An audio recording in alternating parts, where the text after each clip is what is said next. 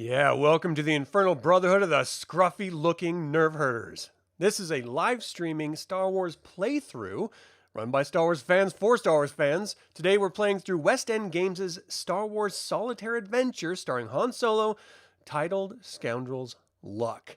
Now, have I ever played this before? No, I didn't even really realize it existed before like a year ago. But I grew up cutting my teeth on reading with Choose Your Own Adventure books. And the fact that Star Wars has one that I've never explored before, it actually has 3 of them that I know of, and they probably have many more than that. But 3 of West End Games is released. I'm kind of stoked to check out. So let's do this. This is by Troy Denning. It was released in 1990, and again, it was published by West End Games. So let's dive in. Let's see what this is all about. It's a complete adventure game set in the Star Wars galaxy, which who doesn't love?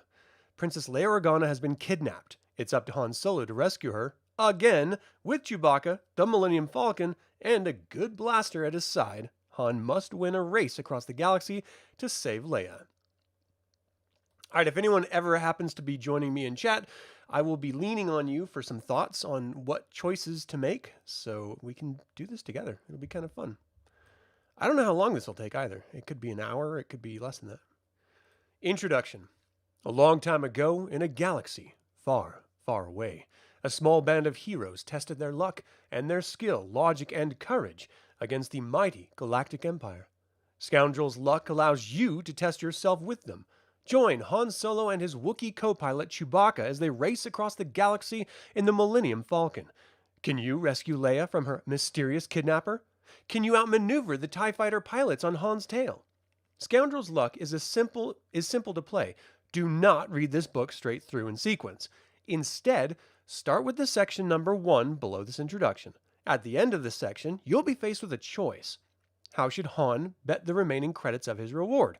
Each tactic tells you what section to turn to. Make your choice and flip to that section number. Continue reading from there. Simple, isn't it? There are no dice to roll, no tables to consult. How do you choose? Well, what do you think Han would do? What do you think he should do? You have all the information Han does, and you have to decide. Is it worth the risk? Can he accomplish his goal?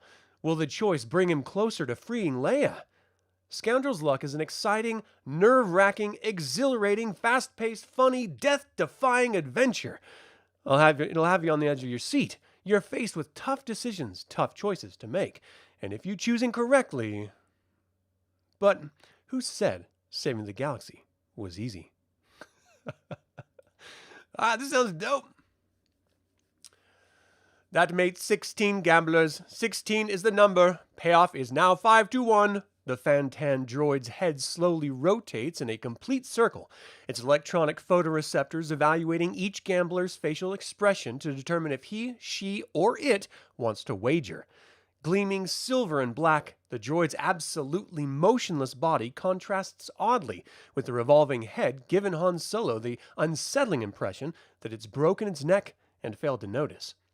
The droid's gaze stops at Togorian female dressed in a tawdry evening gown. Her slit pupils are contracted too much for the dim lighting of the smoky casino, and her bat-like ears poke through her silky hair at uneven angles. She stands, wedged between 2 Altorian lizards that look even worse. Place your bet, madame, the droid suggests. Servometers whine quietly as it swivels its trunk section around to face her. I'll buy 5 sticks and lay another 50 credits on the 1, she purrs. But that's what he wants, Han snaps. His protest comes too late. The droid has already extended an arm and collected the Togorian's wager. As the droid resumes its scan of the crowded Fantan table, a panel on the surface opens. A glass, bubbling red ooze rises through the opening, then glides into place in front of the Togorian. Her empty glass returns and drops out of sight. Thanks, sweetie, the Togorian says to the now inattentive droid. You see? Han complains, turning to face Chewbacca. That's what I hate about mechanical dealers. No principles. Comments Chewie. Don't worry, Han responds. I'll double our bet 4-1. Chewbacca moans. Trust me! Han insists. He turns back to face the table, not feeling as confident as he hopes he looks. Despite Chewbacca's objections, their stake for this gambling junket was the 20,000 credits they earned for rescuing the Princess Leia from the Death Star. Han hopes to parlay the reward into 225,000 credits they need to pay off Jabba the Hutt. So far, Dame Fortune has not smiled on Han. He lost at Sabacc, which is his favorite game, and one he always wins. Not easily discouraged, he tried to crack loot tables and also lost there. He even lost at pitch and toss. Down to the last of the credits, Han has decided to try the high payoff Fantan table. If he cannot win back their stakes at Fantan, Han figures he might as well take the Millennium Falcon and flee to the other side of the galaxy. His odds are better to win on the first Fantan draw and turn his luck around than to escape Jabba's bounty hunters for long. The droid collects the last wager and removes 12 sticks from the quiver hidden in the center of the table. 28 is the number, friends. That draw makes 28. The odds are 4-1. Han counts out 300 credits in wagering tokens. When he waits for the droid's photoreceptors to focus on his face, something pinches the back of his left leg. He quickly turns around, but Chewbacca is the only creature within 2 steps of his backside. An expression of annoyed disbelief on his face, Han looks to the player on his left. There stands a female Koan. Han grimaces. Barely as tall as a human, the Koan weighs perhaps twice as much as a Wookiee. As far as Han can tell, she's typical of her race, a mountain of yellow-skinned blubber with a spiked dorsal fin on her back. Bony protrusions fan away from her face and down her head to form a spiked collar about her throat. Han cannot believe that she finds him more attractive than he finds her. Koan imagine themselves the fairest of all the intergalactic races. "Eyes off, mugwump!" the Koan gurgles in her native language. Han returns his attention to the Fantan table. The droid's gaze is already past his position. "Hey!" he calls. "What about my bet?" The droid does not even stop. "I'm sorry, your face was turned." "Look, short circuit!" At that, the droid's head freezes. Even though a Durasteel face cannot change expression, Han would swear the dealer's face showed anger. "You know the rules, sir. I cannot backtrack to take a bet. It would be unfair to the other players." "You skipped me," Han insists. "Is that fair?" "Sir, your head was turned." "Your programming's crooked, droid." A murmur arises around the table. Han angrily begins collecting his tokens, but his outburst has attracted the attention of a sentient pit boss. Although unsure of the creature's origin, Han knows it belongs to the same race as Jabba's bounty hunter, Greedo, the one he killed back in Mos Eisley. Bulbous, dull-faceted eyes look out of the bipedal humanoid's pea-green face. A ridge of short spines crest its high skull. Its nostrils and mouth hang from the bottom side of a tapir-like snout. It addresses the droid through an electronic translator. "Is something wrong here? Geo-16?" The droid explains what has occurred, exaggerating its own efforts to catch Han's attention only slightly. After listening carefully to the droid's explanation, all the while eyeing Han suspiciously, the pit boss addresses the smuggler. "Would you still care to place your bet, sir?" Its mouth twists into an ugly grin, revealing a dozen yellow incisors. "Yes," Han answers, resuming his seat, "as long as no one objects." He pushes his wager forward without waiting for protests. The droid resumes its duties without further comment, and Han breathes a secret sigh of relief. One missed bet would destroy his surefire Fantan system. Despite his inner satisfaction at winning the argument, Han feels far from pleased. At the moment, he wishes that he had never come to Ord Mantell. Han blames this whole misguided trip on Princess Leia and her affinity for lost causes. After helping Luke destroy the Death Star, Han foolishly let Leia talk him into assisting the Alliance yet again. At General Dodonna's orders, all available personnel started searching for Darth Vader's disabled starfighter a few days after the Battle of Yavin. Dodonna had learned that the Empire still believed the Dark Lord to be alive, but had not yet recovered him. Anxiously to further capitalize on the rebel victory, Dodonna wanted to capture or destroy Vader before the Imperials rescued him. So, Han and Chewbacca had spent the past month searching for Vader's missing starfighter with young Luke Skywalker and Princess Leia. It was a difficult month, and not only because they spent most of it dodging 3 Star Destroyers and their full complement of TIEs, shuttles, and auxiliary craft, although Han and Luke got along well enough, Han's relationship with Leia perplexed him at best. She sometimes seemed fond of him, and other times she acted as though he were freshly emerged Shadorian slime larva. Han remained as uncertain about his own feelings for Leia. True, she is an attractive young woman with plenty of spirit, but she's also a pretentious aristocrat who forces her beliefs on those who would be her friends. Han considers having survived a month aboard the Falcon with Leia more of an accomplishment than having avoided the Imperial fleet. But Han does not think that the others found the trip any more enjoyable. More than once, Leia seemed speechless with frustration. She often remained drawn for hours after Han voiced an especially cutting put-down. The days of fruitless searching strained even Luke's schoolboy optimism. Finally, after roving Star Destroyers claimed the bulk of 2 patrols, General Dodonna called off the search. The Falcon's crew readily agreed when Han suggested stopping at the gambling world of Ord Mantell for a little recreation. Unfortunately, their leave has so far proven less than relaxing than the search for Vader. A day into their stay, Dodonna ordered Luke to join his wing in the search for a new base site. After seeing Luke off, Han wanted to stop at the 15 Moons Casino. Leia, preferring more elegant entertainment, objected angrily. She finally settled the argument by returning to the Falcon alone. Han hopes Leia is having better luck than he, even though he would still have his reward if she had not insisted that he join the Alliance's search.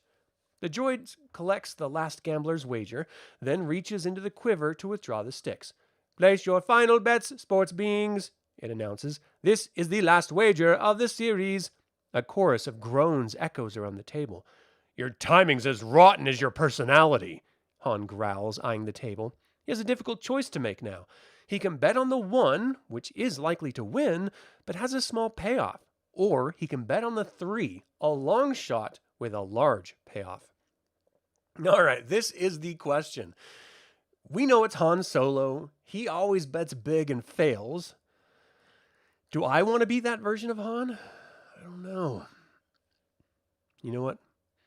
Screw it. We're going to bet big. Turn to 10. 10. Where's 10? "The winning number is 3. There are 3 sticks left," the droid reports. Han lets out a whoop of joy. "Can I gamble or can I gamble, Chewie?" Something pinches Han high on his left leg. He swings around rapidly. Again, no one stands behind him except Chewbacca, who is roaring in glee. Several small aliens cringe in terror nearby. Apparently, they've never seen a Wookiee win anything before. Han turns back to the table. Wagering tokens worth 5,700 credits stand stacked in front of the droid. "I suppose you would like to claim your winnings," says the droid, "or would you care to let it ride?" "Send it over here," Han orders. "Even I don't let that much ride." The droid extends a croupier's stick and pushes the tokens to Han. It mutters, "I thought as much." Han feels another pinch on his left leg. This time, he immediately turns to the Cohen on his left. "Look, lady, and I use the term loosely." "Down here!" Sorry. "Down here, chump!" interrupts a coarse voice. It comes from a narrow cylindrical droid standing less than a meter tall. The diameter of the polished metal body is only about 25 centimeters. It has extended a single arm with a plier-like appendage at the end. "Listen up! Alfredo Goot wants to race. Understand? The first one to the docking cafe in Mos Eisley wins." Han looks from the droid to Chewbacca, then back to the droid again. "Get this trash can out of here." Chewbacca lunges for the droid, but it easily avoids his grasp and darts between the massive thighs of a Cohen. Chewie wisely does not pursue it further. The Cohen eyes Chewbacca and Han menacingly, then studies the droid with an expression approaching maternal protectiveness. "Pardon us, ma'am. Belong to you?" Han asks. Although she shakes her head, the Cohen does not move away from the droid. "She said she wants you to know the stakes," the droid says. It extends an arm from beneath the Cohen's skirts and drops something on the floor. "The Dockside Cafe in Mos Eisley. Got that?" By the time Han picks up the object, the droid has already sped off into the crowded casino. The Wookiee asks. Leia's signet? Han answers. He does not know whether to be angered or concerned. That the princess is in trouble, he has no doubt, for she would never part with her signet willingly. But how much trouble? And what kind? Han briefly considers leaving Leia to save herself. After all, he reasons, if she had stuck with them, no Alfreda Goot person would have abducted her. But for some sentimental reason, Han does not wish to probe further. He cannot abandon Leia to her mysterious kidnapper. There goes our winning streak, he complains. This had better be serious. Han and Chewbacca now have 6,500 credits remaining from their reward. This is enough to pay all incidental expenses they incur trying to rescue Leia. It is not necessary to keep track of their fun during this adventure. If Han tries to follow the droid, turn to Section 17. If Han returns to the Millennium Falcon immediately, turn to Section 5. Alright, so we know that he knows where the droid is going to be at the Dockside Cafe in Mos Eisley, but he doesn't know whether Leia's actually gone or not. He knows that Leia was at the Millennium Falcon, so I'm going to go to Millennium Falcon. We're going to go to Section 5. Han and Chewie approach the spaceport cautiously, heading for Launch Station 2349, where they have berthed the Falcon. It is one of a long series of concrete-lined craters used as docks for small spaceports small starships visiting Ord Mantell. The area shows no outward sign of anything unusual nearby, but Han long ago learned not to trust appearances. He studies the immediate vicinity thoroughly before entering his berth. The station to his freighter's port side holds a small pleasure yacht. Though the yacht's Vista View port, or through it, the smuggler sees an overdressed Altorian lizard watching two Twi'lek females perform an erotic dance. The Twi'lek females wrap their prehensile skull tentacles around each other suggestively. You'd think he'd darken the porthole, Han murmurs. To the Falcon's starboard side, a Lantillian freighter, almost as beat up as Han's vessel, rests. Its portholes remain darkened, and the freighter shows no sign of current occupancy. It has been that way since they berthed their ship. All right, Chewbacca, let's go, Han orders. The ship's entrance ramp rests ajar. Han knows from his own experience that someone pressed the close key, but did not take the time to make sure the ramp retracted fully. Leia is aware of the idiosyncrasy. Someone has entered the Millennium Falcon without permission. He feels vulnerable and threatened. Feeling vulnerable and threatened makes him angry. He lowers the ramp and they board, ready for trouble. Although the Falcon shows signs of a brief struggle, the only obvious missing element is Leia. A thorough search reveals that someone has taken a small bag of her gear. Han looks around the lounge area, not really seeing the familiar objects in front of him. I might know someone who knows our challenger, he muses, but seeing her will take a few hours. Do they have the time to waste? He considers weighing the events of the day. If Han and Chewbacca leave for Mos Eisley immediately, turn to Section 27. If they contact Han's acquaintance, turn to Section 12. All right, here's the deal. We probably need help. I can't just let them have Leia. I've got to go after her. As much as I want to see my friend, and I'll probably get help from her, I think Han would go straight. I mean, they need to meet him. They want a race. So it's not like she's going to die. She's just being held to ensure that he goes there to race. All right, I'm going to go find Han's acquaintance. We need some help on this. So we're going to Section 12. Oh, that's 13. Blaster pistol strapped firmly in his hip, Han heads for the see-me side of Ord Mantell. Chewbacca carries his bowcaster. Where they're going, unarmed beings attract more attention than armed ones. The pilot asks the hired speeder to drop them in front of Mama's Ord Mantell's version of a smuggler's guild. Fog shrouds the night, as it does near Mama's. Han feels jumpy and tense. Strange things come out of the fog in this neighborhood. To both sides of Mama's, signs advertising similar establishments create misty red, green, and blue halos every 10 meters. Laughter rings somewhere deep in the streets, but it's a sinister sort, hardly joyous. Two Gamorrean mates stand beneath the blue light of Mama's sign. They look toward Han and Chewbacca expectantly, drool dripping from their sharp tusks. Chewie rumbles under his breath about the green, hog-like mercenaries. Alertly, one swings his massive horned head around to observe the spacer's approach. His companion tenses his heavy body, but makes no overt move. When the two smugglers ignore them, the Gamorreans do not hinder the pair's passage. Inside, smugglers of every size and description patiently converse and await contracts. Two barmaids, one a Twi'lek and the other a Togorian, serve drinks. A holographic entertainment console plays the latest musical shorts.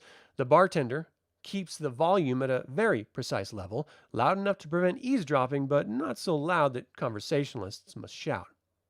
As Han steps through the doorway, a camera drops from the ceiling and inspects first his face, then Chewbacca's.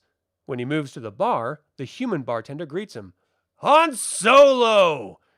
It's been what? The bartender's eyes drop behind the counter. 4-year standard? How's your ship, His eyes drop again. Millennium Falcon? Han leans over the bar. As he suspected, the man is consulting an artificial memory. The memory uses a camera to scan Han's face, then displays his data file on a small screen behind the bar. Nice setup, comments Han. But you need some practice. The man shrugs. It's another of Mama's scams. Says it increases return business. I need to talk to Mama, Han says. The man's eyes drop to the screen. I see that you know the way. Nodding, the Corellian gives the man 100 credits. Then he works his way through the crowded bar. Seated behind a spacious gray desk in the dark room, Mama barely looks up as Han and Chewie enters. She belongs to a race Han cannot name and has never encountered except in this room. Her immense hairless head rests atop a tiny bipedal body. She carries a good fifth of her body weight in her skull. Her large black eyes never close or blink, and her temples throb as if the act of thinking requires physical exercise.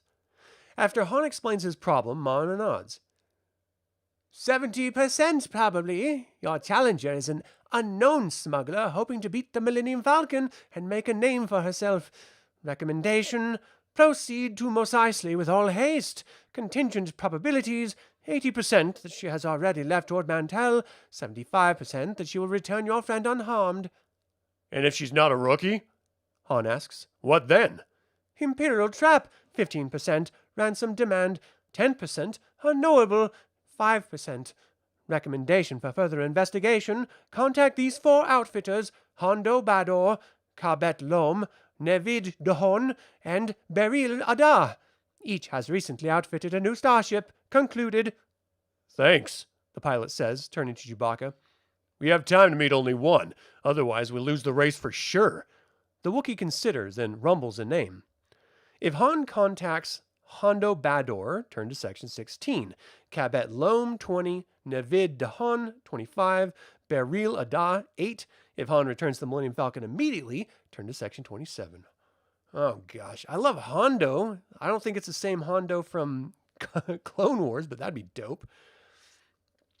I'm going to go Hondo just because I like the name. All right, we got to go to 16. Oop, up 1. Hondo Bador proves easy to find. The bartender knows the address, or rather the artificial memory knows the address. And like all good smuggling suppliers, Hondo is always available, especially at night. Han and Chewbacca sit across an expensive natural wood desk from the ample Sulliston. His mouse-like ears twitch nervously as he talks, and his immense round eyes never leave Han's face. Yes, I outfitted a free freighter recently, but it wasn't for this Elfrida Goot. My client was a male human. His interests ran more to cargo capacity and stealth than speed. He says he intended to ply his trade on the rim worlds, where the Empire won't harass him. Does that answer your questions? Han nods. I'll look you up sometime, he says, but right now, I gotta catch someone else. It would be a pleasure to serve the Millennium Falcon. Turn to section 27. Well, that didn't help. After paying their berthing fees, Han and Chewbacca batten down the ship. Within minutes, Ord Mantell hangs below the Millennium Falcon's portholes. Swirls of pink clouds over 70% of the planet hide its yellow soil from view. Where the surface shows through, it glistens with the lights of 1,000,000 casinos. Dark, placid seas reflect the warm glow of its 15 moons. Ord Mantell truly deserves its reputation as the heart of a bright jewel. Han turns his attention to plotting their course out of the enormous bright jewel system cluster. No matter how he charts it, his options remain limited. The fact that he has to make Tatooine narrows his choices. He will have to exit hyperspace at least 4 times along the way to plot new coordinates. One of those exits will have to come before he enters the Aldo-Spatian comet. Only a fool would fly through a comet in hyperspace. Not even a fool would brave a hyperspace journey through the enormous gravity wells hanging to either side of the Aldo-Spatian comet. His only real decision lies in whether or not he should take a shortcut close to the planet Montori. The shortcut might save Han as much as a week of travel. The nav computer lists Montori as an underdeveloped mountainous planet.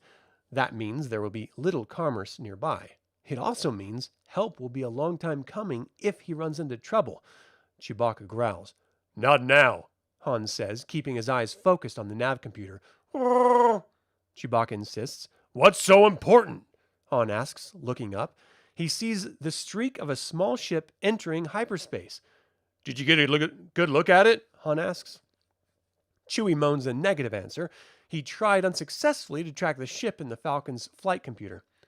It looks like it's heading for the Montori shortcut, Han says, but it might not have been Alfreda. What do you think? Chewbacca grumbles a long answer. Who cares? Han snaps. Leia got herself into this mess. If she gets killed, it's her own fault. The Wookiee grunts.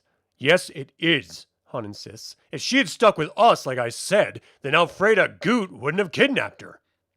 If Han takes Montori shortcut, turn to section 54. If he takes the safer route, turn to section 65. Now, I want to go after that ship, so I'm going to go to 54. It's got to be Goot, right? It's got to be. What are the chances someone else is going to the same place? 53, 54. We better take the shortcut, Han says. I hope Leia appreciates what we're doing to clean up her mess. He enters the instructions in the nav computer. A few minutes later, the Millennium Falcon activates her hyperdrive.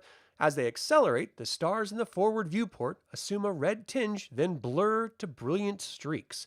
The ship has entered hyperspace. I'm worn out, Han says. Time for a nap. He punches the automatic pilot and leaves the cockpit. Chewbacca, also exhausted, groans and abandons his seat.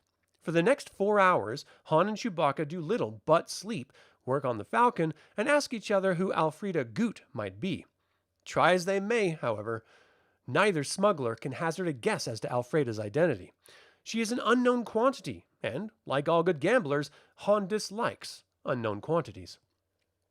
Late on the 4th day, as Han and Chewie are listening to the all-female smugglers they know for the 50th time, the hyperdrive cutout alarm sounds. Han scurries into the cockpit. They are approaching Montori. If he has miscalculated their course, the hyperdrive cutout is activated because it detects the planet's gravity well in their path, in which case they will be lucky to escape with their lives. After checking the nav computer, however, the Corellian breathes a sigh of relief. The sensors have detected several small wells and dropped out because of the proximity. Their larger gravity well of the planet still lies 10,000 kilometers ahead. Nothing to worry about, Chewie, Han calls. It looks like it's just some asteroids and a rogue moon. The Falcon decelerates and enters real space. There's a momentary flicker in all the ship's systems as the freighter automatically hooks to a new power cell to replace the one that is just drained. Han switches his attention to the flight computer, preparing to take manual control of the freighter. Chewbacca groans, his face glued to the viewport. What is it? Han continues plotting asteroid locations. Hey, that moon's accelerating, he mutters. And there are 3 more asteroids behind us. Chewbacca roars. I'll be there in a minute, Han returns impatiently. The numbers flashing across the screen don't make sense, so the Corellian glances at the sensor's holodisplay. Wait who's ever seen a triangular moon? The Wookiee's response is instantaneous and deafening. Han looks out the viewport. It takes a moment to find the tiny pinpoints of light which have excited Chewbacca. When he does, Han also gasps in alarm. 2 pinpoints circle a larger fire prick. every few seconds, bright light needles stab at the larger gleam. A still larger light point comes into view, also firing at the beleaguered gleam. Han turns his attention to the flight computer. Now the number makes sense. It looks like 2 TIE fighters and a combat shuttle attacking a single corvette, he reports. It must be an Imperial boarding action. Montori, its snowy surface, brilliantly reflecting the lights of the distant yellow sun, hangs to starboard. 7 rings, each a different color of the rainbow, encircle the great orb. The corvette must have been running for Montori's rings, Han concludes. What are Imperials doing here? This sector is supposed to be deserted. A low warning rumbles in the Wookiee's throat. You're right. There's no time for questions. Han studies his instruments. The 3 asteroids behind us are TIE fighters too. And that moon? It's a Star Destroyer. What did Leia get us into? Chewbacca moans miserably. The radar receiver crackles. Attention, Corellian freighter. Prepare for boarding. The Star Destroyer Eradicator approaches. Resistance is futile. How did he get a fix on us so fast? Han asks. Mumbling, Chewie points to the subspace transmitter. The activation switch is stuck open. I thought you fixed that! Han exclaims, slapping the malfunctioning activator to the closed position. He also closes the receiving channels and then studies the rear sensor a moment longer. It's not as bad as I thought, he says eventually. We can probably polish off those 3 TIEs behind us before the Eradicator gets here. Oh, Chewbacca asks. You're right, Han grumbles, shifting his attention forward. Maybe we should rescue the Corvette. He returns to his instruments and does a couple of quick calculations. The TIEs on our tail won't catch up for a few minutes, and the Eradicator isn't much closer to the Corvette than she is to us. Han hesitates. A few minutes isn't much time to destroy 2 TIE fighters, an armed shuttle, rescue the Corvette's crew, and then escape. If something goes wrong with the forward attack, he will be trapped between the approaching Eradicator and the 3 TIE fighters. On the other hand, no matter what he does, he has to fight, either the 3 TIEs on his tail or the 2 TIEs on the Imperial shuttle ahead. Han and Chewie drain 1 power cell from the Falcon's batteries of power cells and power cores during the hyperspace jump. Keep track of the number of power cells they use during the adventure. Ooh, okay, let me get a notepad. So power cell, and we've used 1. If Han helps the Corvette, turn to section 40. If Han engages the 3 TIE fighters on his tail, turn to section 45.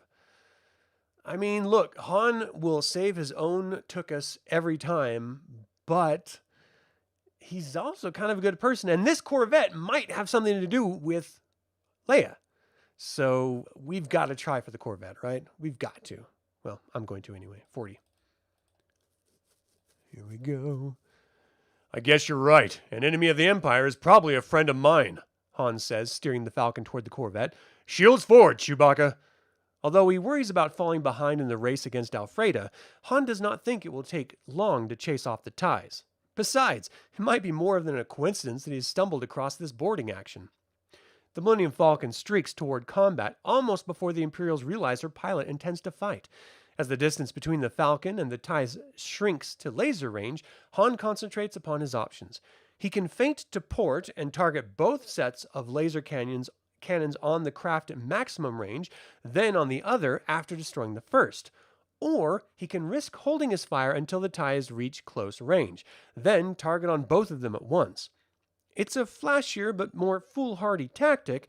By not firing, Han can see how the TIE responds, but he is in effect bragging that he considers the 2 Imperials harmless enough to let them under his guard. The 2 fighters turn to meet the Falcon as the last minute.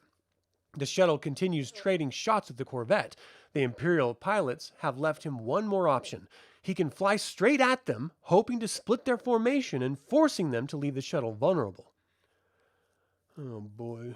I gotta fight first. I gotta go to 46. I'm gonna target a single one at maximum range.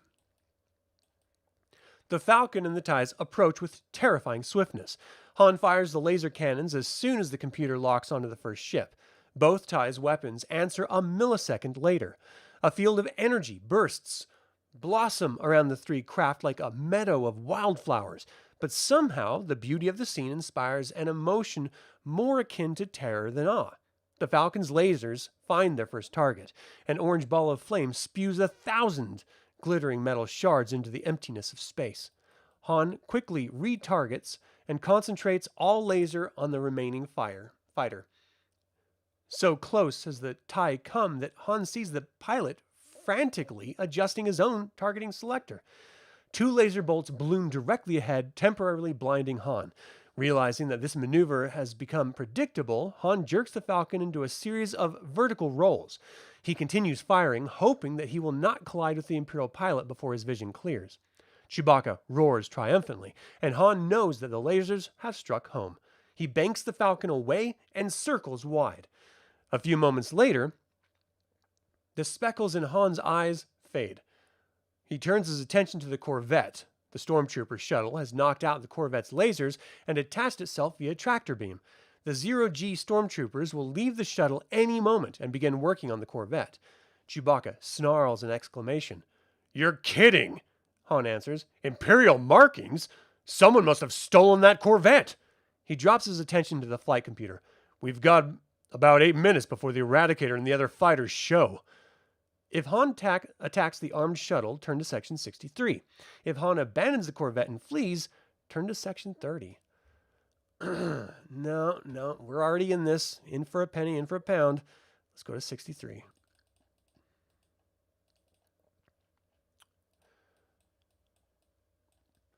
Han turns toward the shuttle and opens the sublight drive to the maximum, hoping to jump the shuttle before its crew braces for his attack. 2 seconds later, the Falcon reaches firing range.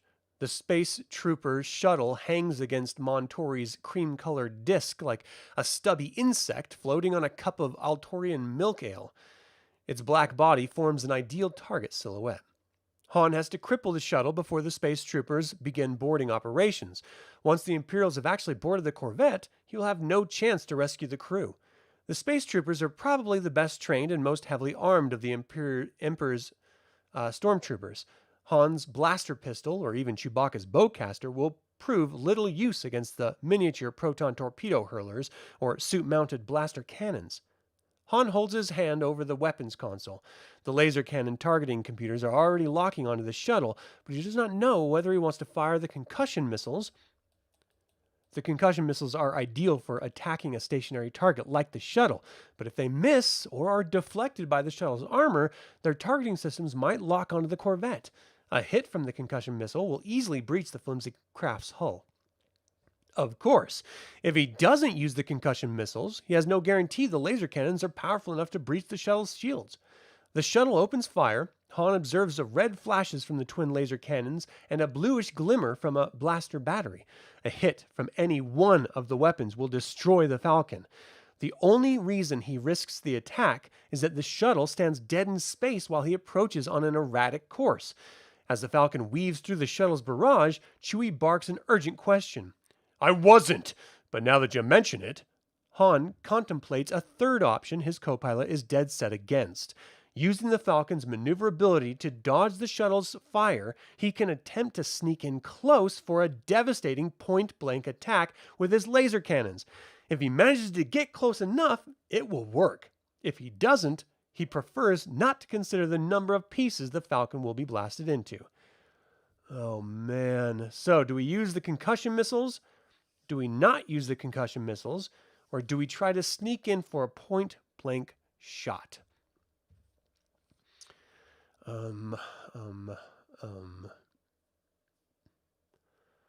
man, it's Han Solo. He always goes for broke. We're going to Section 15. Come on, let's do this. We can do it. Streaking toward the shuttle in a series of corkscrew turns, Han feels relatively safe from a direct hit.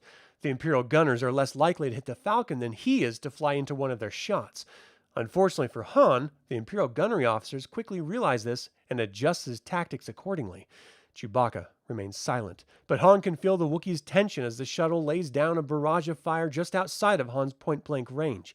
To strike the blow he intends, Han will now have to fly through a wall of energy. Even the Falcon's shields are not powerful enough to withstand the massed firepower of the shuttle. Han reluctantly fires a wild volley, then turns away and pushes the sublight drive into specification. He has to move away from the shuttle's powerful weapons and think of a new strategy. The Falcon has more holes in her than a suborbital hopper caught in a meteor shower. The Imperials have put up a stubborn fight so far. The battle has ravaged more than just the Falcon. Han's guns have battered, scorched, and even breached the shuttle hull in several places. Yet the space troopers refuse to flee. Why? One glance at the Falcon's flight computer tells Han the answer.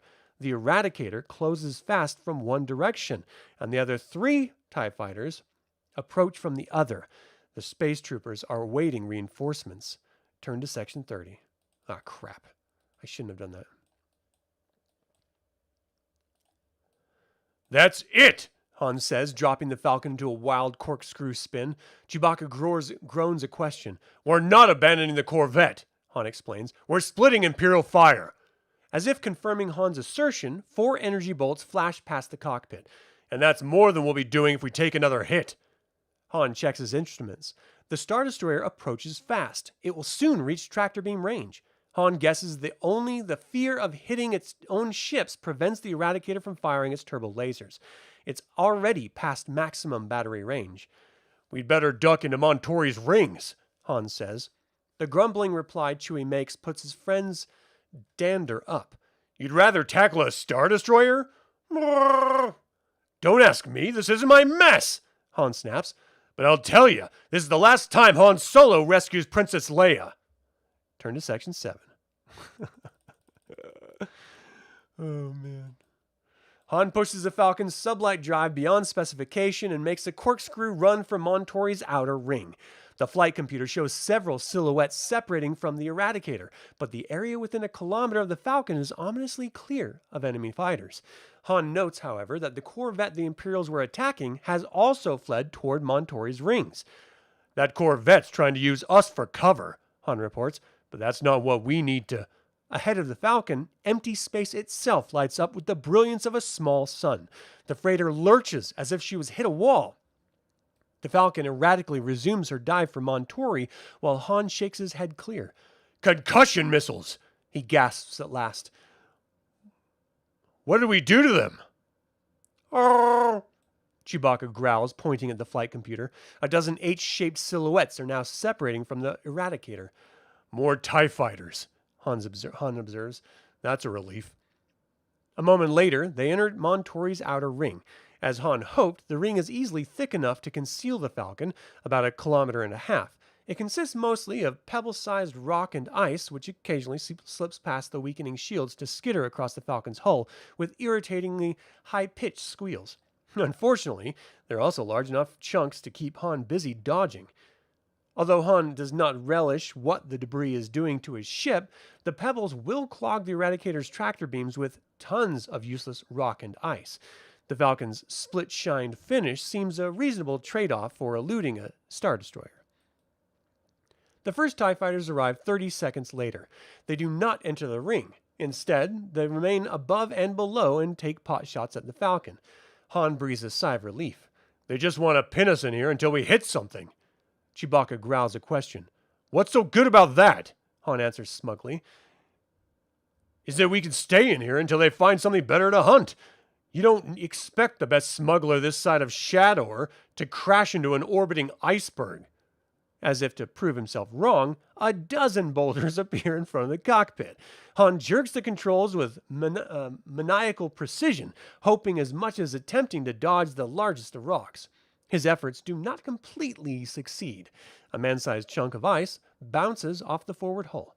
The Falcon's power fails immediately. The drive cuts out, and the internal life support system fails. Chewie! Han yells, alarmed. What happened? Yeah! The Wookiee snaps. Who was hot-rodding? Han replies. Chewbacca ignores him and goes aft. He begins rummaging around the dark. The Falcon continues to drift, ice and rock now bouncing off the hull with painful regularity. Han says nothing as Chewbacca pounds and growls, then growls and pounds. Finally, there's a loud thump and power returns. You're a wizard, Chewbacca, Han says. "What do you mean you don't know how long it'll last?" Han dodges another man-sized rock and studies his flight computer. The TIE fighters and destroyer are so close now that the screen shows one large wedge. He sees no sign of the Corvette, but it could be any one of the thousands of small blips in the ring. Han looks overhead. Beyond the ring's debris, a great white mass of metal fills the horizon. Han cannot see the edge of the destroyer in any direction. How'd that get there? Turbolaser bolts strike rock and ice all around the Falcon. Within a matter of seconds, Han estimates there will be a very big gap in Montori's outer ring. "Hold on, Chewbacca," Han warns. "I'm taking us down." Han drops the Falcon out of the ring and accelerates. His move takes the Imperials by surprise, buying enough time to reach Montori's atmosphere before the TIE fighters can jump in. The destroyer, Han knows, is an old one, which can skim the outer layers of a planetary atmosphere, but he has to gamble the Eradicator's captain will not want to risk his ship crossing the rings in hot pursuit. A moment later, a bank of high clouds engulf the Falcon. Chewbacca climbs into the upper laser turret to keep a visual watch for pursuers. The planet's rugged terrain confuses the Falcon's flight computer. Han hopes the same thing will happen to Imperial equipment. The Falcon flashes out of the cloud bank, and Chewbacca reports only 2 TIE fighters follow. The Corvette has also dropped out of Montori's rings and now parallels the Falcon's descent. Han looks for a mountain valley in which he can lose his pursuers, but the Falcon still tops at least one cloud layer. Han dives, praying there are no high peaks hidden in the bank. 2 seconds later, the Falcon drops out of the clouds. She flies less than 100 meters above the floor of a wide, deep valley. Snow and coniferous trees line the valley. A long river of ice fills its bottom. 2 explosions spray steam and rock high into the sky from the valley's left wall. Chewbacca reports they have lost the TIE fighters. Hugging the valley walls, Han rises to the top of a ridge and slips into the next valley. As he attempts to maneuver a second time, the Falcon's power cuts out. "Chewie, I thought you fixed that!" Chewbacca growls in response. A moment later, the Falcon plows into a deep carpet of snow. Han does not know how long he's been unconscious. When he awakes, he has blurry vision, but not too blurry to make out the forms of a stormtrooper and an Imperial officer standing over him. He reaches for his blaster pistol. The effort causes so much pain that he drops his hand back to his side. The stormtrooper makes no move to raise his own weapon. Instead, the officer says, "Please, do not worry. I am Sudara, captain of this company." The man motions vaguely toward the back of the Falcon. "We are deserters who desire your aid." "Stormtroopers don't desert," Han moans, "and Star Destroyers do not attack Imperial Courier corvettes, which I am sure you witnessed. One of us must be mistaken." Han rubs his throbbing head. "I took the liberty of using your ship's medical equipment. Your headache should fade in a few moments." "Chewbacca?" Han asks, suddenly concerned for his friend's welfare. "If you refer to a rather large Wookiee, then he too will be fine. He should regain consciousness any moment." Han stands, despite the pain it causes him. Sodara is a short, stocky man with vaguely oriental features. True to the captain's word, Chewbacca rests in the opposite bunk. "I trust you will take a few desperate passengers?" Captain Sodara asks. "I happen to know that the Millennium Falcon is a free freighter. We have already taken the liberty of securing our cargo." "It doesn't look like I have much of a choice." Sodara smiles politely. "But you are mistaken. I will understand if you must abandon us here." Han studies Sodara. The Imperial captain looks at him straight in the eye. "I decide who I abandon." "I decide who I abandon and who I rescue." Han walks over to Chewbacca, and the Wookiee breathes evenly and deeply. "Right now, you're on my good side." Sodara smiles. "Good. I would have let you sleep longer, but a squad of Blizzard Force snowtroopers approaches." "Any walkers?" Han asks, forgetting his headache. "No," Sodara answers. "It's a reconnaissance unit." Chewbacca stirs. "How long do we got?" Han asks. "Just long enough to awaken your friend and deploy our forces." Turn to 61. Well, this is a interesting development. What am I on? Oh, that's 62. After donning a white parka, Han follows Sodara outside. The Falcon lies completely buried in snow soft atop the glacier, but its crash has dug a long furrow which betrays its hidden resting place. Han's heart sinks. Beating Alfreda to Tatooine would be impossible now, but he can't if he can get there at all. He has to restrain himself from hitting Sidara. Leia's life is in danger because the captain insisted upon bringing along his precious cargo. Han sticks his hands in his pockets and follows Sidara along the furrow to a lookout position. The Falcon has crashed into the bottom of an immense glacial valley, perhaps 20 kilometers across. On both sides of the valley, steep, rocky ridges rise a kilometer or more into the cloudy, gray-white sky. To Han's left, the glacier continues 15 kilometers up the valley before it turns sharply to the right and disappears behind a rocky gray cliff. To Han's right, the glacier runs another 5 or 6 kilometers, then abruptly drops away into a larger valley.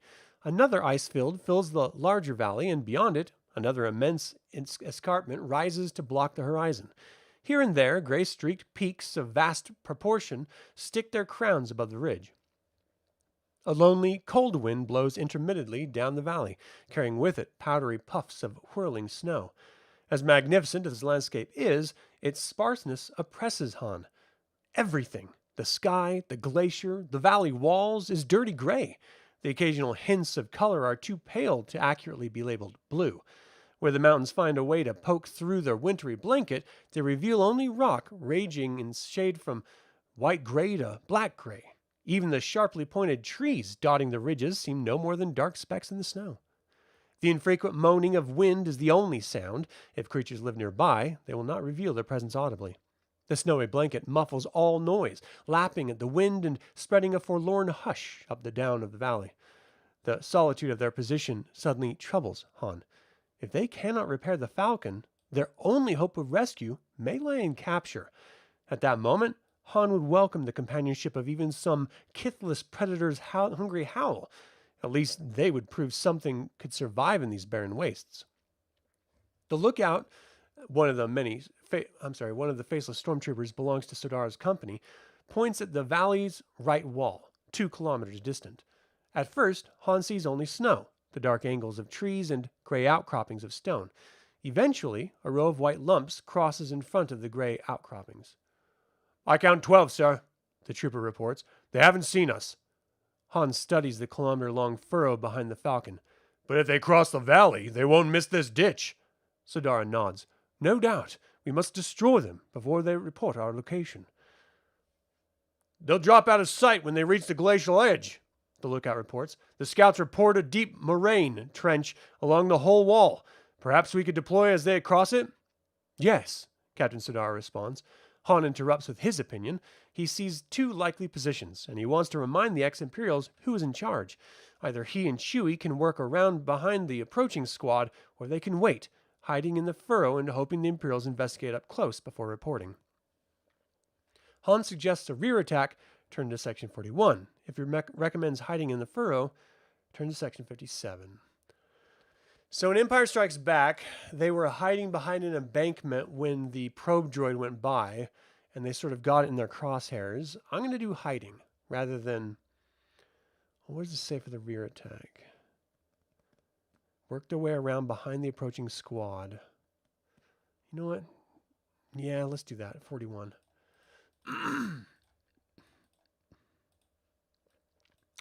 Wait a moment.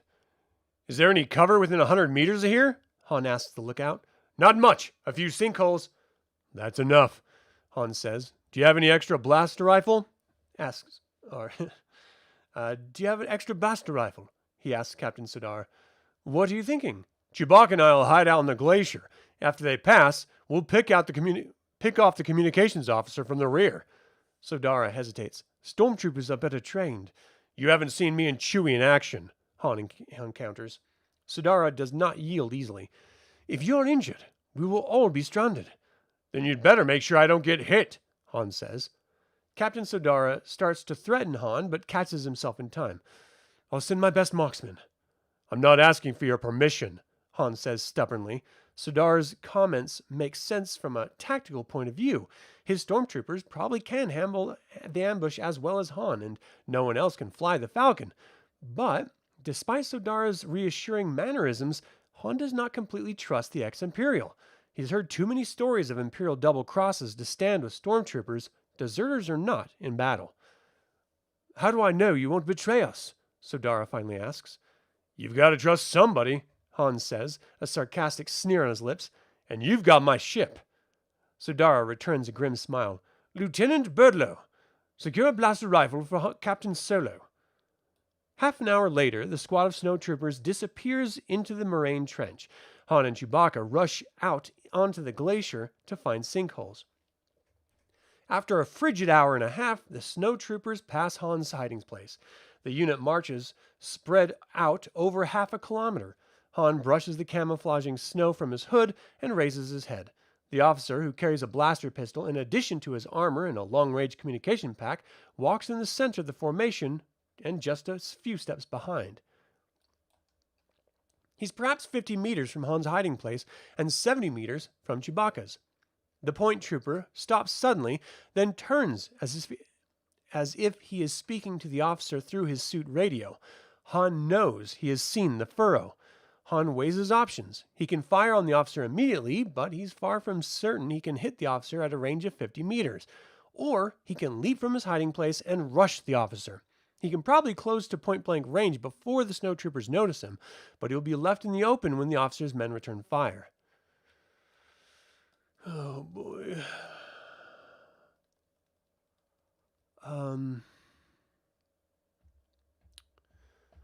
Gosh. I feel like Chewbacca could hit him, but we're not given that option. Let's have him rush from hiding place and see if he can just get to point-blank range and get him. Han steadies the blaster rifle on a clump of ice, then squeezes off 2 shots. 2 blue bolts streak from the weapon's barrel and strike to the officer's right. He drops in the snow and rolls. When he stops, he holds his blaster pistol in his hand. Almost before he realizes what is happening, the officer has squeezed off a shot, and Han has a burn along his left shoulder. Scarcely a moment later, the remaining troopers turn to face the rear attack. Their blaster bolts melt snow just inches from Han's face. Small clouds of steam and flying ice crystals sting his eyes. Han ducks back into a sinkhole, not daring to show any of his body to the snowtrooper's deadly aim. Where is Sandara? Energy spurts whiz over his hole in a continuous stream. Han hopes Chewbacca has fared better than he. A blur of white appears at the top of the hole. Han fires. The white form crashes into him. Waves of agony shoot through his wounded shoulder. Han clubs the snowtrooper with his blaster, but the man does not respond. The first shot did the job. The smuggler rolls the body off just in time to see another white form appear. Before Han can bring his weapon to bear, the second trooper drops limply into the hole and smashes into him. Painful, the Corellian works his gun arm and head out from under the dead trooper. A blaster hole has been burned into the back of the snow trooper's armor. He cannot roll the body off. His sinkhole is too crowded for him to move. A minute later, Captain Sodara appears at the top of the hole. There you are, Captain Solo. You may come out now. The Imperial officers aren't too bright, are they? Han responds, pushing weakly at the dead snowtrooper with his good arm. Get someone to pull me out of this coffin before I bleed to death. Sodara's face does not change expression. He turns away and gives an order, then says, I'm sorry, Captain Solo. We held our fire too long. Perhaps your injury could have been avoided. Han grimaces. Maybe. How do we do? They relayed a message to their base. The radio is still intact. Turn to section 92. All right.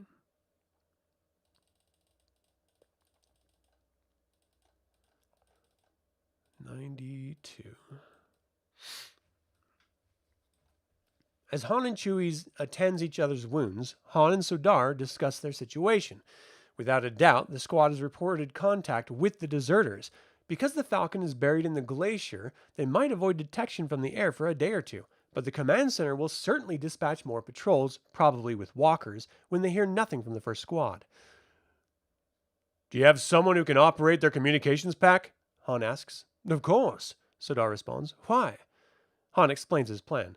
Sodar agrees it's worth a try and orders Lieutenant Birdlow to learn what he can about the enemy's communications protocol. A few minutes later, Han goes outside to where Sodar's crew has set up the communications pack. Birdlow, indistinguishable from Sodar's other trooper inside his white armor, briefs Han on what he's learned. When Han asks what his name is supposed to be, Birdlow's helmet stares at Han for a long moment. If the helmet could look sheepish, Han is sure it would. I forgot to ask, he admits. Han shrugs. So ask now. That's impossible, Birdlow says. The prisoners are dead. Dead? Han asks. What happened? Birdlow seems puzzled by the question. We shot them, of course. Han's jaw drops. Shot them? That's cold-blooded murder. They were only traitors, the lieutenant responded defensively. Han's eyes narrows. I thought you guys were the traitors. Birdlow's voice tone does not change. We are deserters, if that's what you mean.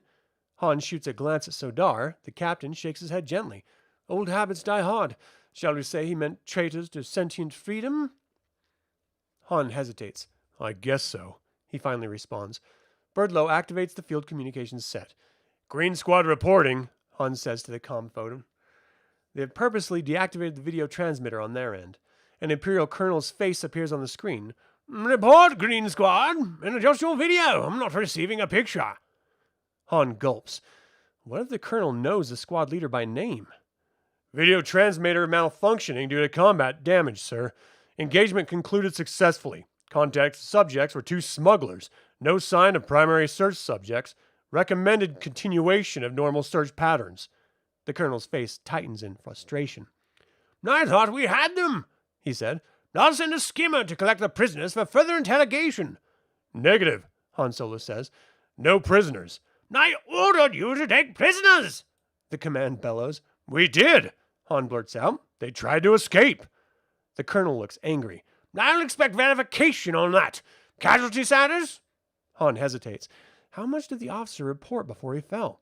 Will the Colonel believe that nobody was injured in battle? Han knows that if he reports casualties, he has to report fatalities to avoid a medical evacuation. But will the Colonel send a skimmer to pick up the dead? If we do no casualties, or if we do fatalities. You know what? We're all fine here. How are you? We're going to do that. 55.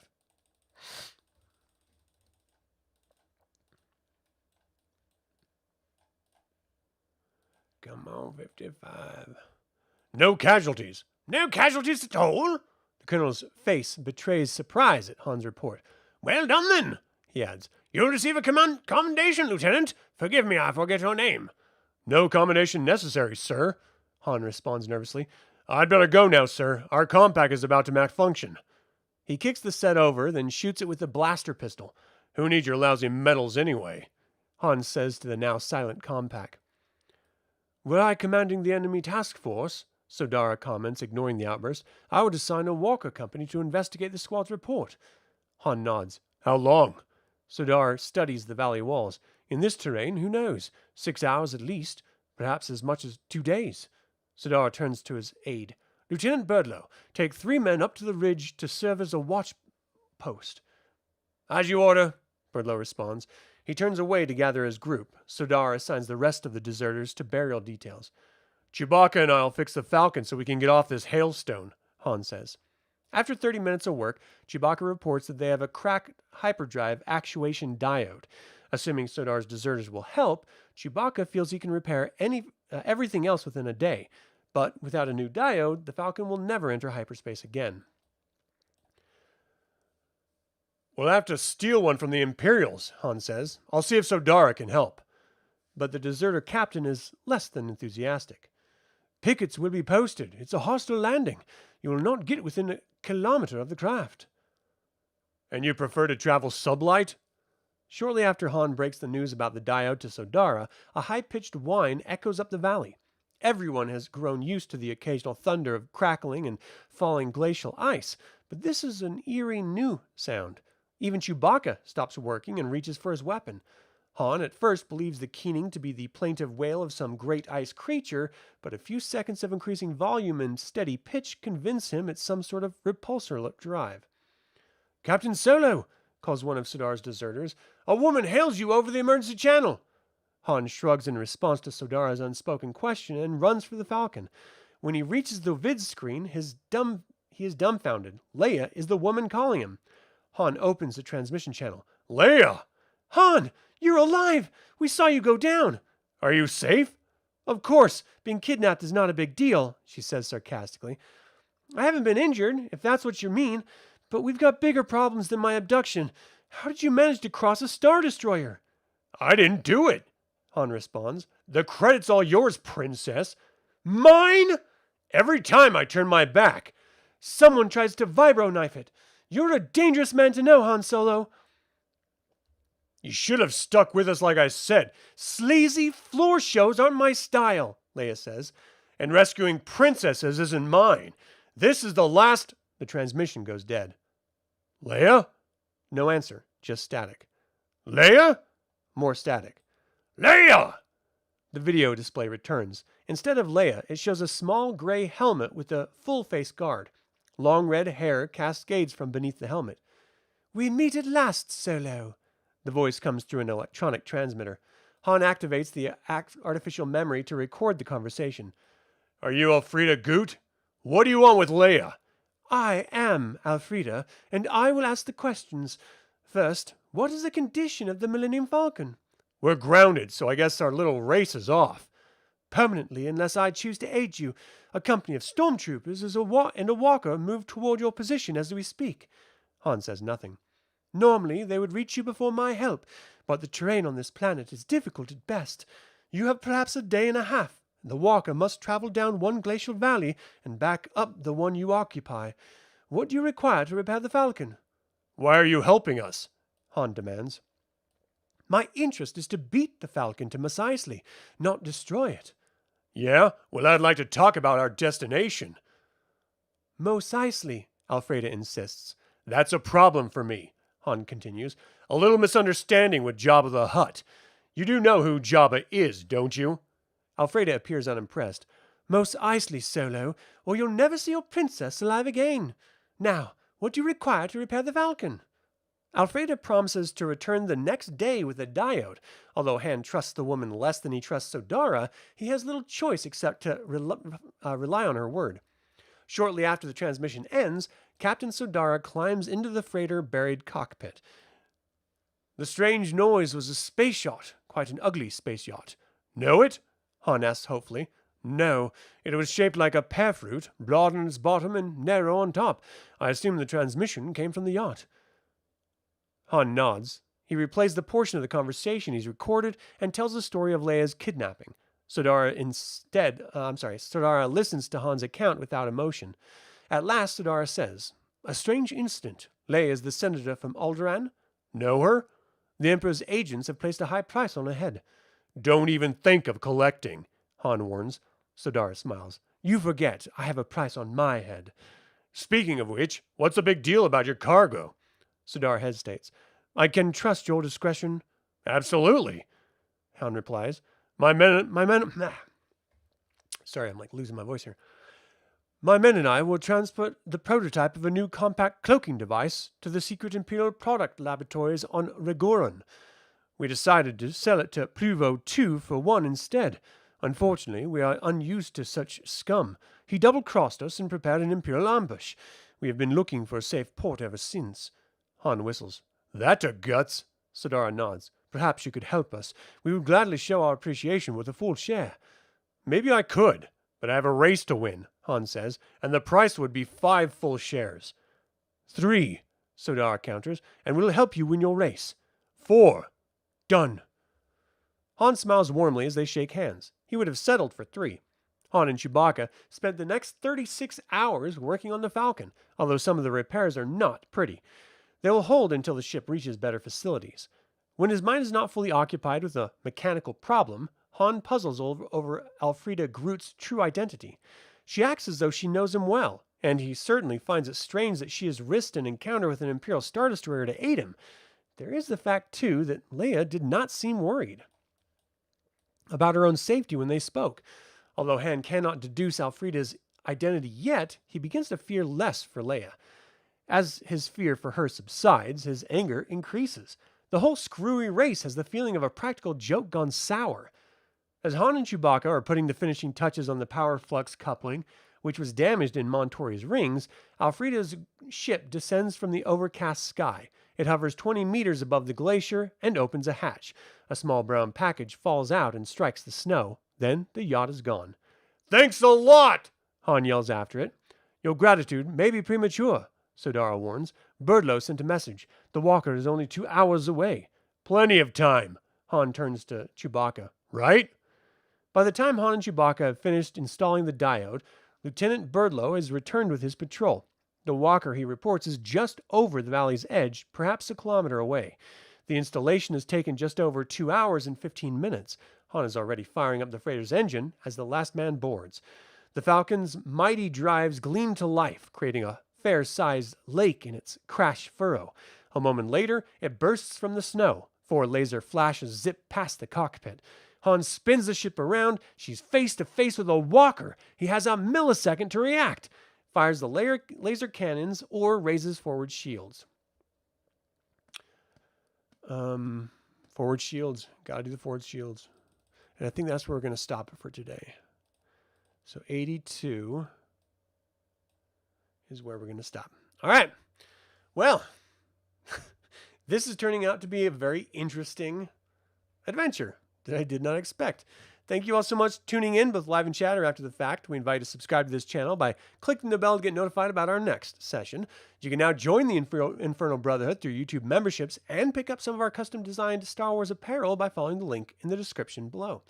So, until the Infernal Brotherhood convenes again, my fellow scruffy-looking nerf herders, may the Force be with you.